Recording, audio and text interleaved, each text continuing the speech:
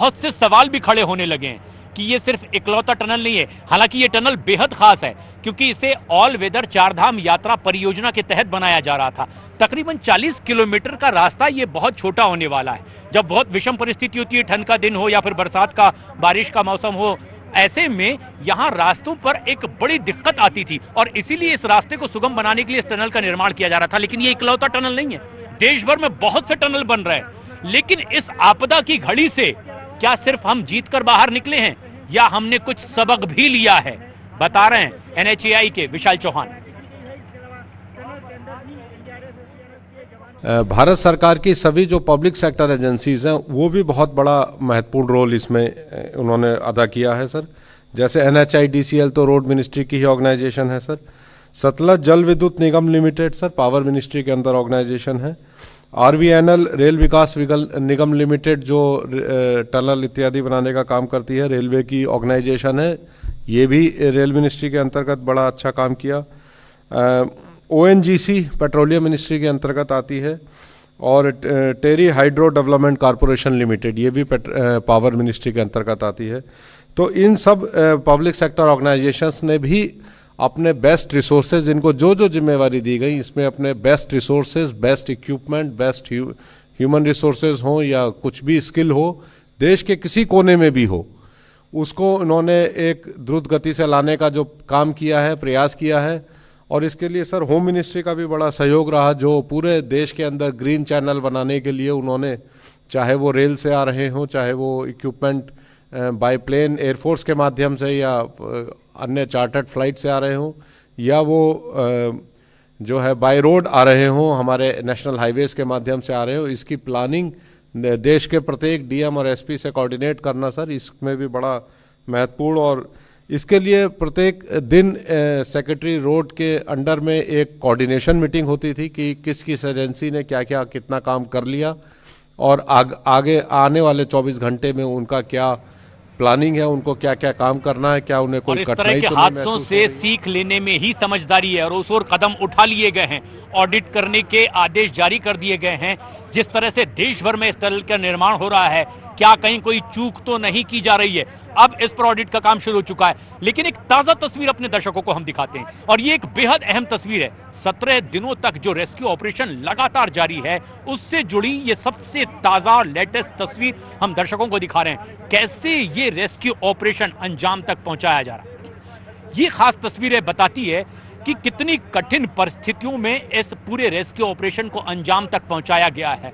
कितनी कम जगह पर यह खुदाई की गई है, रेट माइनिंग के जरिए आगे बढ़े हैं मजदूर और हाथों से खुदाई करते हुए। और बहुत ही एक बड़ा कीर्तिमान इसे बताया गया अथॉरिटी की ओर से कि महज 24 घंटे के भीतर 10 मीटर से ज्यादा की खुदाई मैन्युअली की गई है, हाथ से की गई है। और यह अपने आप में एक बड़ा कीर्तिमान है, एक बड़ा साहस का काम है, क्योंकि बहुत छोटी सी जगह में, एक सकरी जगह में इस तरह का रास्ता तैयार करना यह बहुत मुश्किल काम होता है। और यह तब और ज्यादा महत्वपूर्ण हो जाता है ऐसे में जबकि अंतर्राष्ट्रीय स्तर की मशीनें भी दम तोड़ती दिखाई दी हों।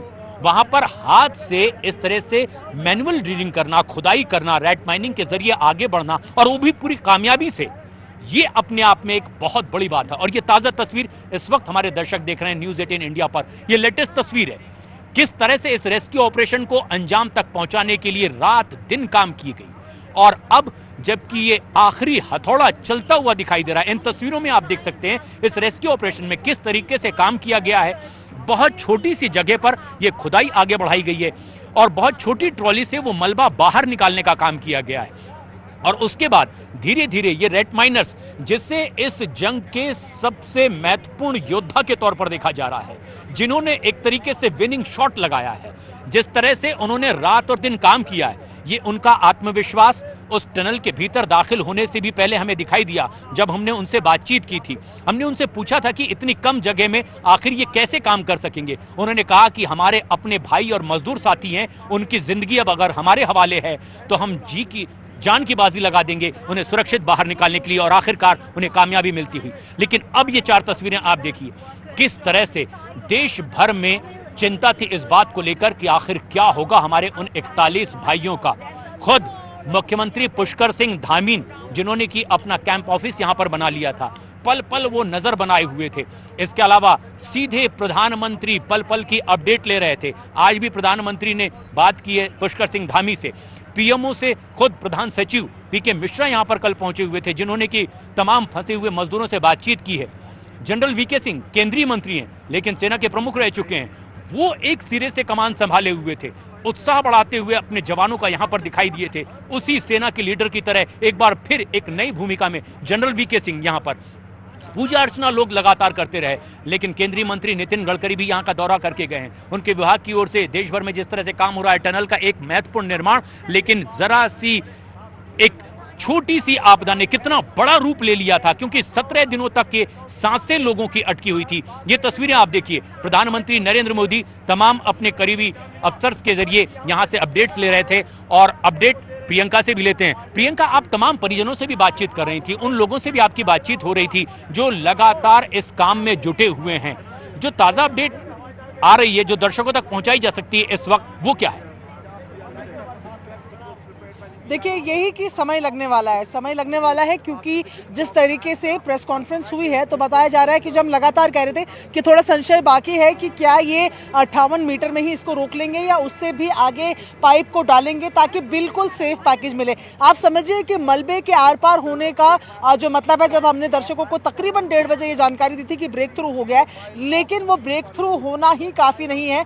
एक मजदूरों के लिए पूरा सेफ पैसेज बनना रेस्क्यू पाइप से, वो भी बहुत ज़्यादा ज़रूरी है। तो अब लग रहा है, जितना समय लग रहा है कि वो शायद उस प्रक्रिया से होकर गुजर रहे हैं। उसके बाद एक डीमकिंग की प्रक्रिया होती है, यानी कि मिट्टी निकालने की प्रक्रिया होती है, उसमें भी समय लगेगा। और उसके बाद जब हम बता रहे हैं एनडीआरएफ एसडीआरएफ का जो जॉइंट ऑपरेशन रहेगा, उसमें भी एक एक मजदूर को निकालने में 2.5 से 4 मिनट का जो समय है वो लग सकता है। बहुत सारे लोकल्स जो यहाँ पर आसपास के हैं वो भी यहाँ पर पहुँच गए हैं, कुछ यंगस्टर्स भी दिख रहे हैं। अब मुझे लग रहा है किसी यात्रा से भी शायद ये लोग आ रहे हैं। आप यहाँ पर रुके हो, क्या उम्मीद करके रुके हुए हो? कि ये जल्द से जल्द बाहर आए। हम बस बाबा भोलेनाथ से यही दुआ करते हैं वो जल्द से जल्द बाहर आ जाएं। अच्छा, और यहाँ पर ये तमाम लोग जो इंतजार कर रहे थे, मैंने देखा कि फोटोज भी खींच रहे हैं टनल की, और बस उम्मीद कर रहे हो कि आप लोग के सामने सामने आ जाएं। हाँ जी, जल्द से जल्द जितना जल्दी हो सके वो सब बाहर आ जाए, हम बस यही चाहते हैं। तो देखिए, लोकल्स भी जो यहाँ पर, जिनका इन लोगों से कोई ताल्लुक नहीं है, वो भी यहाँ पर आके यही प्रार्थना कर रहे हैं। परिवार वाले तमाम जो है वो बाहर खड़े हैं, क्योंकि उनको इंतजार है कि जैसे ही उनको बुलाया जाएगा अपने परिजन के पास, वो वहाँ पर पहुँचेंगे। उनका इंतजार भी जारी है, हम भी इस तरफ खड़े हैं इंतजार में, और एम्बुलेंसेस की लाइन भी लगी हुई है। लेकिन थोड़ा समय लगेगा, ये कहना गलत नहीं होगा। ब्रेक थ्रू हो चुका है, मजदूर दिख रहे हैं, उनकी आवाज़ें सुनाई दे रही है, लेकिन उनके सेफ पैसेज को बनने में, उनके बाहर निकाले जाने में अभी वक्त लगेगा। जी प्रशांत। जो लोग डायरेक्ट यहां काम नहीं कर पा रहे थे, अपना योगदान नहीं दे पा रहे थे, लेकिन देश भर में इस पूरे इलाके में अपनी अपनी तरीके से वो इसमें योगदान देने की कोशिश कर रहे थे। किसी से अगर कुछ नहीं बन रहा था तो दोनों हाथ जोड़कर वो प्रार्थना कर रहे थे, प्रेयर कर रहे थे कि कहीं से कोई नुकसान ना हो, सुरक्षित ये मजदूर बाहर आए। लेकिन जो लोग डायरेक्ट काम कर रहे थे उनका भी नाम बार बार लिया जा रहा है, जिसमें सेना का एक महत्वपूर्ण रोल है। भारतीय सेना के उन जाबाज जवानों ने फिर एक बार वो महत्वपूर्ण भूमिका निभाई है जो देश में आपदा की घड़ी में अक्सर देखा गया। सिर्फ सीमा पर सुरक्षा करना ही, देश की सुरक्षा ही उनकी जिम्मेदारी नहीं, कैसे देश के भीतर भी वो लगातार अहम महत्वपूर्ण भूमिका निभाते रहे हैं, वो भी उन्होंने एक बार फिर यहां पर साबित कर दिया। किस तरह से विदेशी एक्सपर्ट्स की मदद ली गई, उन्होंने भी देखा कि किस तरह से भारत के हर कोने कोने से अथक प्रयास किए जा रहे हैं, संस्थाएं लगी हुई है, तमाम ऑर्गेनाइजेशन लगी हुई है।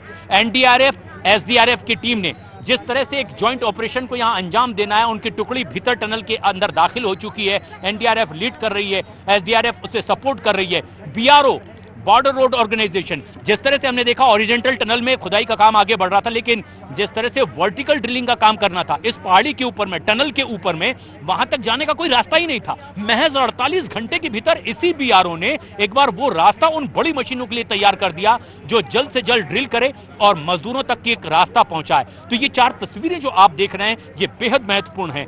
उन लोगों की तस्वीरें, उन डिपार्टमेंट्स की तस्वीर हैं, उन संस्थानों की तस्वीरें हैं जिन्होंने सबसे महत्वपूर्ण भूमिका निभाई है। भारतीय वायुसेना के ये मद्रास शेपर्ड्स ने जो अहम भूमिका अंतिम चरण में निभाई है, ये सबसे खास है। 1980 में जब मद्रास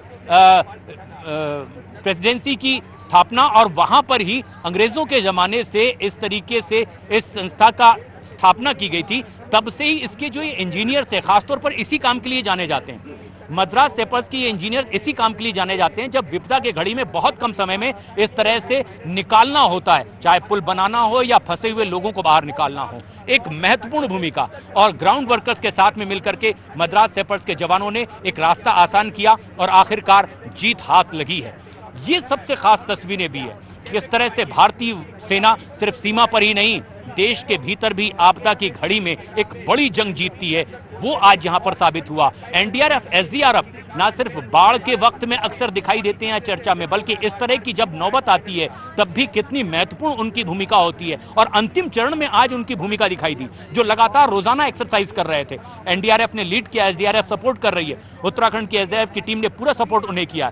और जिस तरह से वो एक्सरसाइज कर रहे थे, हर बदलते हुए माहौल की वो तैयारी कर रहे थे, क्योंकि पहले जब ऑगर मशीन ड्रिल कर रही थी एक बड़ा सा रास्ता आगे बनाया जा रहा था, जब वो नाकाम हुई है उसके बाद मैनुअल ड्रिलिंग का काम शुरू हुआ, हाथ से खुदाई की गई। उस बेहद सकरे रास्ते से भी कैसे वो सुरक्षित उन मजदूरों को लाएंगे, इसकी एक्सरसाइज लगातार वो करते रहे। इसी पास टनल के पास में उनकी एक्सरसाइज लगातार जारी थी। हाथों में सीढ़ी, रस्से, फावड़े, स्ट्रेचर लेकर के टनल के भीतर वो दाखिल हुए हैं। इसके अलावा बीआरओ ने महत्वपूर्ण भूमिका निभाई है, बहुत जल्दी रास्ता बना करके उन्हें दिया है। रास्ता आसान करना इसलिए भी जरूरी था क्योंकि अगर मौके पर मशीनें नहीं पहुंच पाएगी तो ये रेस्क्यू ऑपरेशन ही आगे नहीं बढ़ पाता। लेकिन इस काम को भी बखूबी अंजाम तक पहुंचाया गया। अंतर्राष्ट्रीय स्तर के तमाम विशेषज्ञों की राय ली गई है, एक्सपर्ट्स को मौके पर बुलाया गया है और तब यह मिशन पूरी तरह से कामयाब होता हुआ दिखाई दिया है। और सिर्फ इन लोगों का ही इसमें योगदान नहीं जो डायरेक्ट यहां पर टनल में काम करते हुए दिखाई दिए, बल्कि हर उस शख्स का इसमें योगदान है जो इस घटना से जुड़ा है, जिसे इसकी खबर लगी है, क्योंकि उसने तन मन से ही इसमें योगदान देने की कोशिश की है। हमने देखा था एक नजारा, जब हम रास्ते में गए थे कुछ गाड़ियां फंसी हुई थी, लोगों ने रास्ता रोक करके पत्थर हाथों से हटाने की भी कोशिश की। ये उनका अपना योगदान था, ये उनका सहयोग करने का तरीका था कि इस रास्ते में हुए आए पत्थर को हटा दें तो शायद उनका ये कॉन्ट्रीब्यूशन इस मिशन को सफल बनाने में कहीं छोटी सी भूमिका निभाए। प्रियंका हमारी सहयोगी लगातार हमारे साथ बनी हुई है। प्रियंका, उन परिजनों से आपकी मुलाकात हो रही है, कुछ खास लोगों से जो बहुत अहम रोल निभाते दिखाई दिए हैं, ऐसे में जबकि ये मिशन कामयाब होता पूरी तरीके से दिखाई दे रहा है, क्या कहते हैं वो लोग, क्या रिएक्शन है उनके? देखिए बस यही रिएक्शन है कि ब्रेक थ्रू हो गया है, बस परिवार से मिलने को मिल जाए।